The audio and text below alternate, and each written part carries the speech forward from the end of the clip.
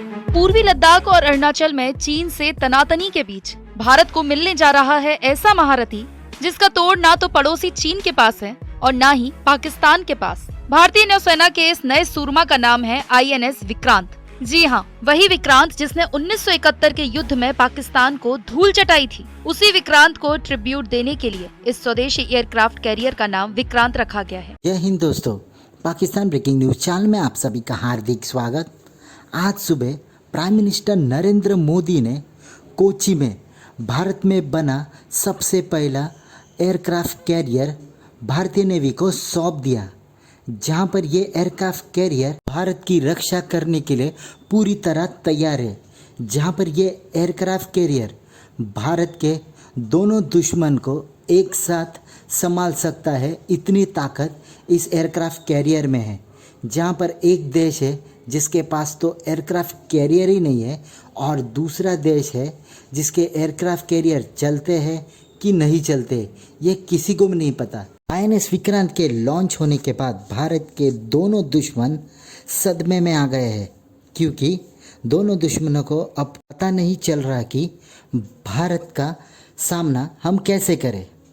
जहां पर पाकिस्तान की बात है तो वो दिन ब दिन डूबते जा रहा है और चाइना है कि वो दिन ब दिन अपने दुश्मन बढ़ाते जा रहा है। भारत के पास भी ऐसी टेक्नोलॉजी आ गई है जिससे वो अब खुद ही एयरक्राफ्ट कैरियर बना सकता है और उसको किसी और देश के ऊपर निर्भर रहने की कोई भी ज़रूरत नहीं है।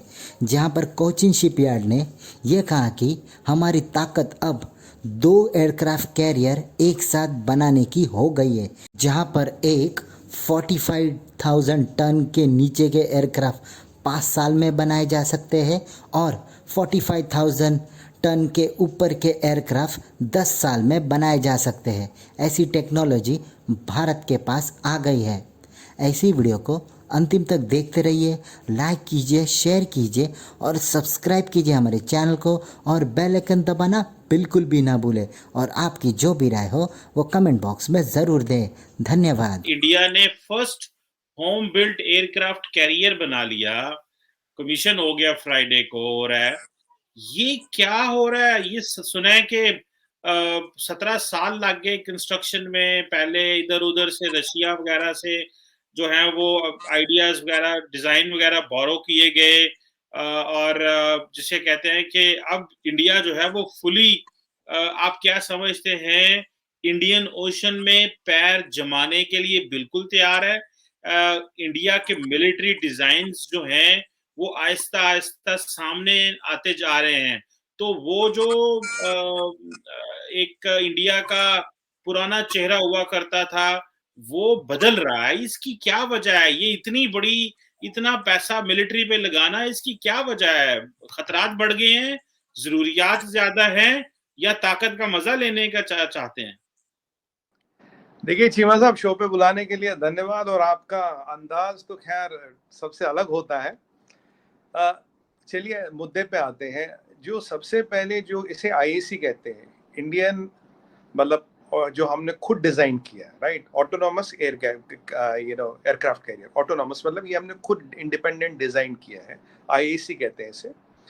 अब इसमें बात क्या है चीमा साहब, ये जो है डिजाइन, ये नेवी डिजाइन ब्यूरो ने बनाया, कोई रशियन विशन डिजाइन नहीं। Navy design bureau is organisation within the navy जो ये डिजाइन करती है। हमने पहली बार 100% इंडिजिनियस डिजाइन, इंडिजिनियस मैन्युफैक्चरिंग से हमने एक एयरक्राफ्ट कैरियर बनाया।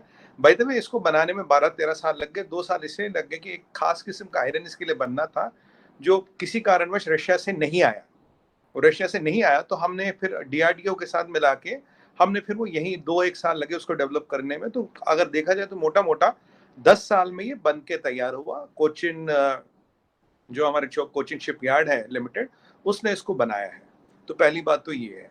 और अब ये जो एयरक्राफ्ट कैरियर बना है ये हमारी लेगेसी स्टैम्प करता है कि India can now make its own aircraft carrier. 6ठी कंट्री है दुनिया में जिसमें ये कैपेबिलिटी। अब अमेरिका को लीजिए, रशिया को लीजिए, UK, फ्रांस, चाइना और उसके बाद हम हैं। इंडिया जो है वैसे भी उनकी इकोनॉमिकली हमसे काफ़ी ज़्यादा वो स्ट्रॉन्गर हैं, तो हमें ऑब्वियसली उनको काउंटर तो करना चाहिए। लेकिन मेरा ख्याल है कि अच्छी इंटेंशन अज्यूम करके हमें टुवर्ड्स पीस वाली साइड पे जाना चाहिए, बिकॉज़ मिलिट्री जो है वो एक कंसिस्टेंटली एक एक्सपेंस ही रहेगा और वो प्रॉफिटेबल एक्सपेंसेस नहीं आपके वो कभी भी।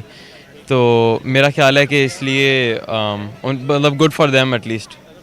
तो लेकिन एक हर कंट्री का डिफेंस सिस्टम तो होना चाहिए ना, कि वो पाकिस्तान अगर वो हमारे लिए कर रहे हैं तो पाकिस्तान को काउंटर करने के पाकिस्तान का डिफेंस तो होना चाहिए ना।